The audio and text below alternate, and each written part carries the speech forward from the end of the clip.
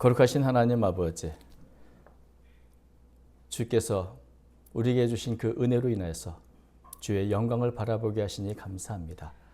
이 땅에서 산뿐 아니라 영원한 하늘의 소망을 두고 살아가게 하시니 감사합니다. 무엇보다 이 땅의 빛과 소금의 역할을 감당하는 사명자로 세우셔서 부족하고 연약하지만 주님의 그 뒤를 따라가게 하시니 감사합니다. 거룩하신 하나님 아버지, 오늘도 귀한 찬양을 통해 주님께 더 가까이 나아가고자 원하는 우리의 새로운 찬양대 찬양을 받으신 줄로 믿습니다.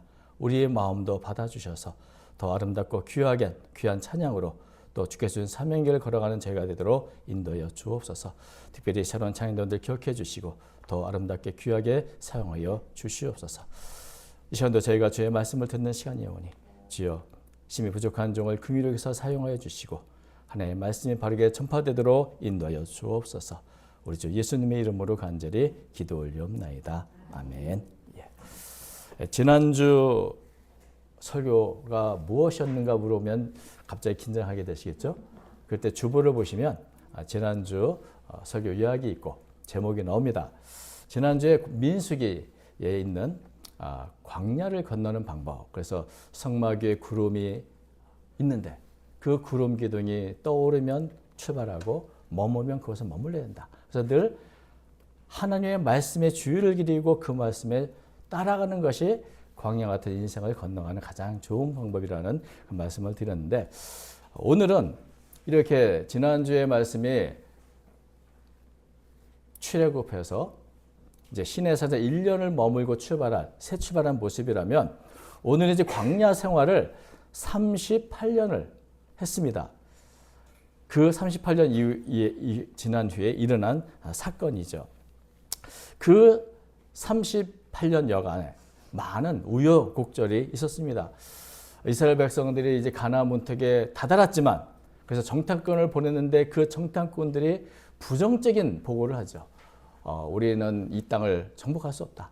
차라리 애굽으로 돌아가는 게 낫다. 이렇게 통곡하는 것을 보고 그 불신앙에 하나님이 징계를 내리셔서 40년 동안 광야 생활을 하도록 하셨습니다.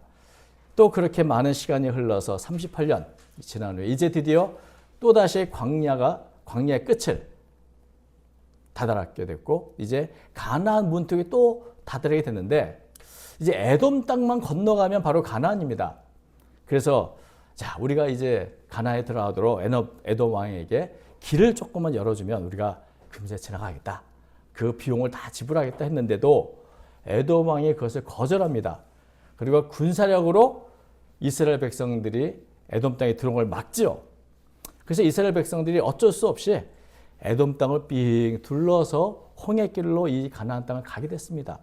여러분, 지금 눈앞에 지름길로 가면 금방 도착할 수 있는데, 먼 길, 험하고 먼 길을 돌아간다면 백성들 마음이 어떨까요? 짜증나죠. 그래서 그 4절이 그렇게 말하고 있습니다. 백성이 호르산에서 출발해 홍해길을 따라 에돔 땅을 우회하려 하였다가 길로 말미암아 백성의 마음이 상하니라. 지름길이 있는데, 금세 갈 수 있는데 먼 길을 걸었는데 그 길이 얼마나 험한지 갈 때 백성들 마음이 상하다. 상하니라. 근데 상한다는 이 단어가 상처났다는 단어가 아닙니다. 원문이 짧다. 마음이 짧아졌다는 말입니다. 마음이 짧다는 게 뭡니까? 마음이 급해졌다. 조급해졌다. 그래서 참을성을 잃어버렸다는 말이죠. 사람의 마음이 좀 넉넉하고 좀 쿠션이 많으면 힘든 상황에서도 그냥 잘 받아들일 수 있고 오래 견딜 수 있습니다. 그런데 그래서 뭐 이럴 수도 있지 하고 넘어갈 수 있지만, 그것도 모든 것에 대해서도 긍정적으로 볼 수도 있죠. 그래, 길이 험하지만 그래, 전쟁이 없이 평화롭게 가면 되지. 그럴 수 있어 라고 생각할 수 있고, 또 더 나아가서는 오히려 잘 됐어. 이건 럭키비키잖아. 뭐 이러면서 그럴 수도 있죠. 마음이 넉넉하면 이렇게 긍정적으로 모든 것을 보게 되고 넉넉히 참게 되는데, 마음이 짧아지면 어떻습니까? 현재 상황을 받아들이기 힘듭니다. 그리고 모든 것이 부정적으로 보입니다. 참을성을 잃어버리게 되고 짜증이 나고 불만스럽게 되고, 그래서 이스라엘 백성들이 마음의 원망으로 가득 차게 됩니다. 그래서 5절 보니까 백성이 하나님과 모세를 향하여 원망하되 어찌하여 우리를 애굽에서 인도해 내서 이 광야에서 죽게 하는가? 이곳에는 먹을 것도 없고 물도 없도다. 우리의 마음이 이 하찮은 음식을 싫어하노라. 아멘. 그러니까 이스라엘 백성들 마음이 원망으로 가득 찼습니다. 사실 이스라엘 백성들이 광야 생활하면서 원망과 불평하는 것이 한두 번이 아닙니다. 근데 그 원망을 주로 누구에게 했는가? 모세에게 했습니다. 네가 우리를 잘못 이끌어서, 네가 우리를 이곳에 이끌어서, 이렇게 모세 혹은 아론에게 원망을 했는데, 이번에는 어떻게? 하나님과 모세를 향해 하나님께 직접적으로 원망을 터뜨렸다는 거죠. 근데 이 하나님께 직접적으로 원망한 이것은 민수기 21장 5절 여기만 나옵니다. 보통은 하나님 두려워가지고 직접적으로 원망이나 불평을 하지 않고 간접적으로 모세와 아론에게 이렇게 원망했는데, 지금은 얼마나 힘이 되고 짜증이 나는지 하나님께 직접적으로 이제 원망을 터뜨립니다. 그런데 그 원망하는 내용을 보면 하나님이 행하신 모든 것이 불만입니다. 하나님이 행했던 모든 일체를 다 부정적으로 보게 되고 원망이 터뜨려나오는 거죠. 우리가 애굽에서부터 나온 게 잘못입니다. 이렇게 얘기하는 거죠. 괜히 우리를 애굽에서 잘 살고 있는 우리를 끄집어내서 이 광야에서 죽이려 합니까? 이렇게 하는 거죠. 어찌하여 우리를 애굽에서 인도해내어 이 광야에서 죽게 하신가? 또 그들은 하나님께서 날마다 공급해 주시는 은혜도 믿지 않았습니다. 이곳에는 먹을 것도 없고 물도 없도다. 무엇보다 이들은 하나님이 주시는 은혜를 하찮은 것으로 여겼습니다. 우리의 마음이 이 하찮은 음식을 싫어한다. 이 하찮은 음식이 뭡니까? 하나님께서 매일같이 이스라엘 백성의 양식으로 냈던 만나를 향해서 이 하찮은 음식이라고 말하는 겁니다. 근데 하찮다는 이 단어가 성경에서 딱 한 번 여기밖에 안 나옵니다. 그 단어의 뜻이 경멸스럽다, 무가치하다, 보잘것없다, 하찮다, 이런 뜻입니다. 그러니까 하나님께서 정말 하늘의 양식으로 먹이신 이 만나가 얼마나 귀한지를 모르고, 만나 귀한지를 모르고 최악의 평가를 하죠. 이 하찮은 음식들, 이 경멸스럽고 무가치한 것들을 우리에게 주시고, 이렇게 얘기하는 거죠. 그러니까 하늘의 그 만나를 이렇게 평가하는 것 자체가 하나님의 은혜에 대한 모욕이죠. 원망 하나하나가 하나님의 은혜가 아무것도 아니고 무시하는 마음으로 가득 찬 것을 보게 됩니다. 사람이 부정적이 되면 하나님의 주신 귀한 은혜의 가치를 모르고 이렇게 하찮은 것으로, 또 하나님의 그 사랑을 깨닫지 못하고 나를 죽이려고 그런다, 이렇게 참 부정적인 생각으로 가득 찬 걸 보게 됩니다. 이스라엘 백성 뭐가 문제일까요? 가장 큰 문제는 그들에게 하나님에 대한 믿음이 없다는 데 있습니다. 믿음이 있으면 눈에 보이는 것뿐 아니라 보이지 않는 것도 보이는 겁니다. 그래서 수많은 눈에 보이지 않으나 나를 인도하시고 나를 먹이시고 나에게 공급하시는 하나님의 은혜를 바라보면서 그래도 우리가 하나님의 은혜로 살고 있구나, 이런 하나님의 그 은혜의 가치를 깨닫고 감사하게 되는데, 믿음이 없으면 눈에 보이는 거 보입니다. 문제만 보입니다. 힘든 것만 보입니다. 그래서 미래가 불확실하게 여겨지고 불안하게 여겨집니다. 우리는 광야에서 다 죽게 될 거야. 여기는 먹을 것도 없고 물도 없잖아. 있는 것은 이 하찮은 것밖에 없잖아. 마치 하나님께서 귀한 은혜를 내신 게 아니라 가치 없고 하찮은 것만 주시는 분으로 여기는 그런 모습을 보게 됩니다. 여러분, 하나님은 과연 우리에게 가장 하찮은 것을 주시는 분입니까? 하나님은 그렇게 업신여김을 받을 만한 분입니까? 그렇지 않습니다. 하나님을 이렇게 업신여기고 무시하는 것을 하나님은 받아들이지 않으십니다. 그래서 갈라디아서 6장 7절 보면 이런 말씀이 있죠. 하나님은 업신여김을 받지 아니하시나니 사람이 무엇으로 심든지 그대로 거두리라. 이스라엘 백성들이 하나님을 업신여기고 원망을 심었더니 뭐가 나올까요? 어떤 열매가 맺힐까요? 6절 보니까 여호와께서 불뱀들을 백성 중에 보내어 백성을 물게 하심으로 이스라엘 백성 중에 죽은 자가 많은지라. 원망을 심었더니 불뱀이 나왔습니다. 이스라엘 백성들이 지금까지 광야 생활을 하는 동안 불뱀에 물리질 않았어요. 왜 안 물렸을까요? 하나님이 보호해 주셨거든요. 하나님이 막아주셨거든요. 하나님께서 은혜의 날개로 이스라엘 백성을 덮으셔서 그 수많은 광야에 있는 불뱀이나 전갈들이 해하지 못하도록 하셨거든요. 그런데 그 은혜를 알지 못하고 은혜의 가치를 깨닫지 못하고 하찮은 것이라고 여기는 이 백성들을 향해서 은혜의 한 부분을 잠시 거두셨습니다. 은혜를 거두는 게 심판이죠. 하나님께서 은혜의 덮개를 조금 거두시자 사방에서 불뱀이 몰려와서 이스라엘 백성들을 물어 죽인 겁니다. 하나님이 내리시는 수많은 은혜들이 있는데 그 중에 하나만 멈추셔도 재앙이 임하고 고통을 받게 되는 겁니다. 이 하나님의 은혜가 귀한 것만큼 하나님의 업신여김이 얼마나 무서운가를 깨달아야 되는 것이죠. 이제 불뱀에 물려서 사람들이 죽어가니까 야, 먹을 것이 없다, 마실 것이 없다, 이런 불만은 정말 하찮은 불만이 된 것이죠. 당장 목숨이 위태로운데 지금 이스라엘 백성은 드디어 깨달았습니다. 광야에서 먹을 것, 마실 것이 없는 것보다 더 큰 문제가 뭔가? 하나님의 은혜가 없는 거다. 하나님의 도우심이 없는 거다. 그래서 절실하게 깨닫고 이 고난과 고통 속에서 하나님의 은혜의 가치를 드디어 깨닫게 됩니다. 그래서 이 치명적인 재난 앞에 자신의 지은 죄를 인정하고 고백하고 도와달라고 말합니다. 7절 이렇게 돼 있죠. 백성이 모세에게 이르러 말하되 우리가 여호와와 당신을 향하여 원망함으로 범죄하였사오니 여호와께 기도하여 이 뱀들을 우리에게서 떠나게 하소서. 모세가 백성을 위하여 기도하며. 그러니까 지금까지 하나님과 모세에서 원망했던 사람들이 모세에게 나아가서 제발 좀 도와주세요. 제발 좀 하나님의 은혜를 받도록 도와주세요라고 간절히 요청합니다. 제발 이 불뱀들을 제거해달라고 좀 하나님께 기도해주세요. 이렇게 요청을 하는 것이죠. 성경에서 이스라엘 백성들이 이처럼 빠르게 자신의 죄를 인정한 것은 여기밖에 없습니다. 그만큼 너무나 힘들고 어려우니까 이때 비로소 제발 이 불뱀을 떠나게 해달라고 기도해달라고. 이 불뱀이 떠나면 모든 게 다 잘 될 것 같죠. 그게 최선일 것 같습니다. 그래서 제발 좀 불뱀을 즉각적으로 제거해달라고 기도하는데 하나님은 어떤 방법으로 하셨을까요?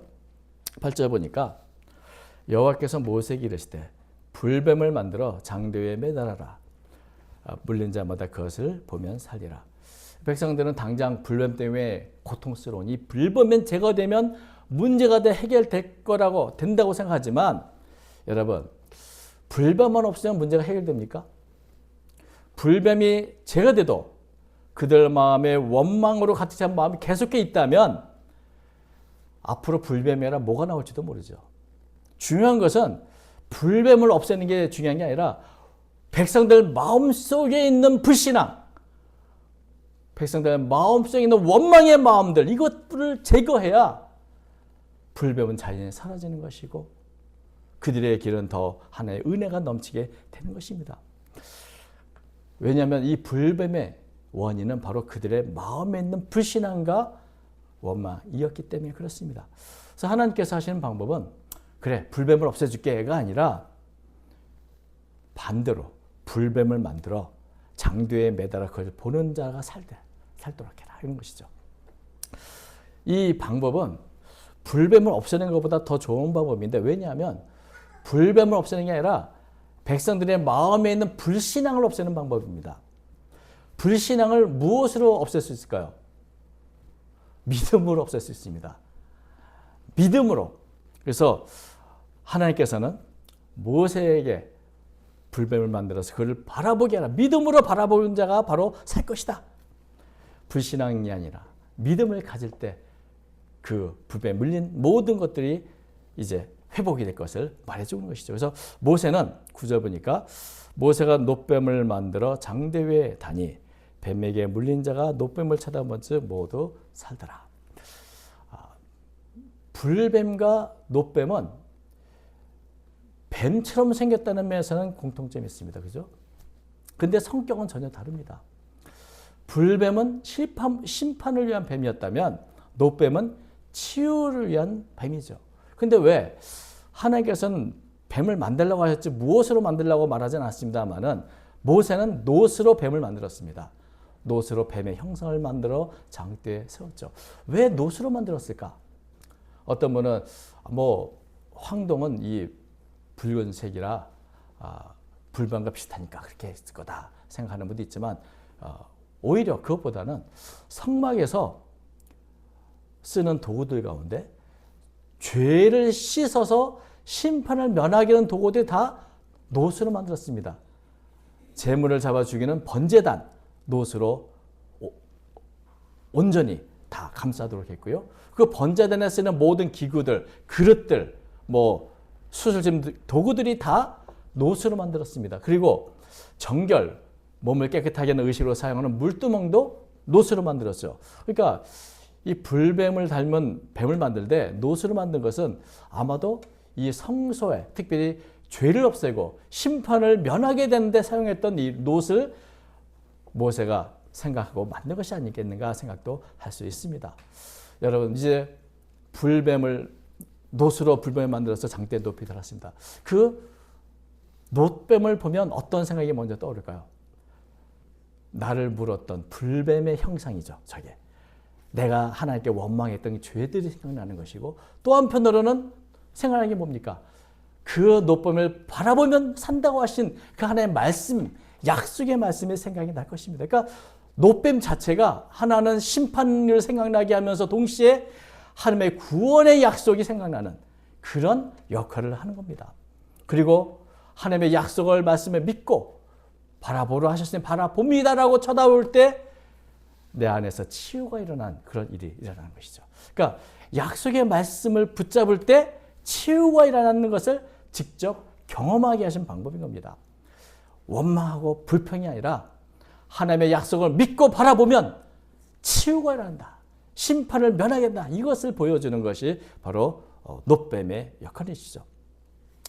그래서 이들이 놋뱀을 바라보는 것은 단지 장대의 놋뱀이 아니라 그 뒤에 역사하신 하나님의 말씀을 바라보게 하신 겁니다. 그래서 이 8절과 9절에 보면 본다는 단어가 두 번이나 나옵니다.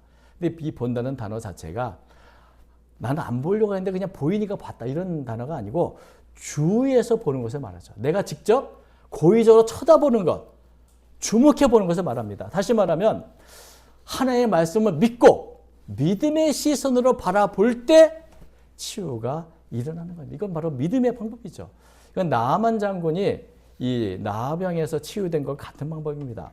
나아만 장군이 요단강에서 7번 몸을 씻었더니 치유가 됐습니다. 여러분, 요단강 물이 좋아서 깨끗해서 치유의 능력이 있어서 나아만 장군이 치유가 된 것이 아니죠. 하나님의 약속의 말씀이 있었기 때문에 그렇습니다.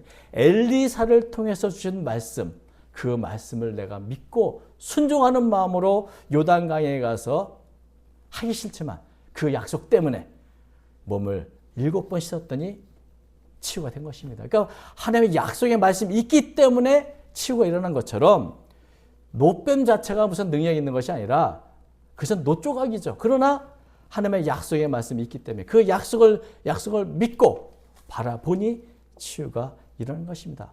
또 하나 이 8절과 9절에 쳐다보는 자, 그러면 살리라 이렇게 말하는 것들이 다 단수형입니다. 지금 불뱀에 물린 사람들이 많죠.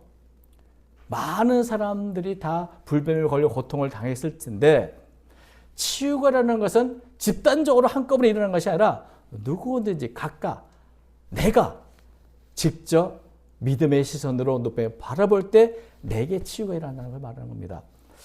광야에서 하나님의 베푸신 기적들이 대부분 집단적으로 단체적으로 일어난 그런 기적이 많았습니다. 왜냐하면 홍해를 건너는 때에도 홍해 바다가 열리는 게 한 사람을 위한 것이 아니고 모든 이스라엘 백성을 단체를 위해서 열렸던 것이고 만나가 내리는 거, 메추리가 주셨던 거, 반석에 물이 나는 모든 사건들이 거기에 참여하든 상관없이 집단적으로 일어난 기적일 때 다 그것을 향유할 수 있었습니다만은 놋뱀의 치유는 그렇지 않았습니다. 놋뱀의 치유가 그냥 집단적으로 한꺼번에 치유가 일어나는 것이 아니고 누구든지 각각 한 사람 한 사람 믿음으로 그 놋대를 바라볼 때 그 효력을 경험할 수 있었다는 겁니다.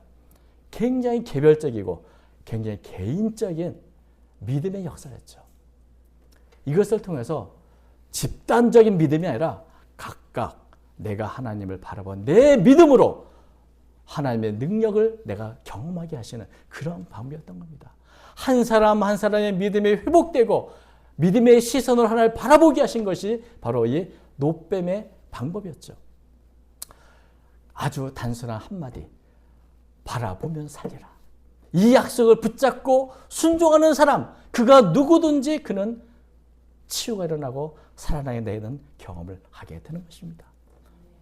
여러분, 이스라엘 백성들이 지금 이런 치유를 경험하는 것이 너무나 참 하나님 앞에 헌신적으로 일했거나 그들의 어떤 영적으로 탁월했거나 이런 것이 아니라 오히려 그들은 조급했고 원망했고 하나님을 모독했고 배은망대 했을지라도 하나님이 사랑하시기 때문에 여전히 하나님을 믿고 하나님의 말씀에 순종한다면 이런 은혜를 주시는 것입니다. 장대에 달린 노뱀은 참 굉장히 중요한 사건이 됐습니다. 왜냐하면 바로 이 사건이 예수님의 십자가의 사건을 예피해 주기 때문에 그렇습니다. 예수님께서도 요한복음 3장 14절에 이렇게 말씀하셨죠. 모세가 광야에서 뱀을 든 것 같이 인자도 들려야 하리니 이는 그를 믿는 자마다 영생을 얻게 하려 하심이라. 각각 누구든지 마치 노뱀을 본 자들이 치유를 받았던 것처럼 십자가에 달린 예수 그리스도를 바라보는 자마다 믿는 자마다 영생을 얻게 된다는 이 말씀, 바로 노뱀의 사건이 예표로 보여주신 것입니다. 사실 노뱀하고 예수님의 십자가는 굉장히 유사합니다. 뭐가 유사합니까?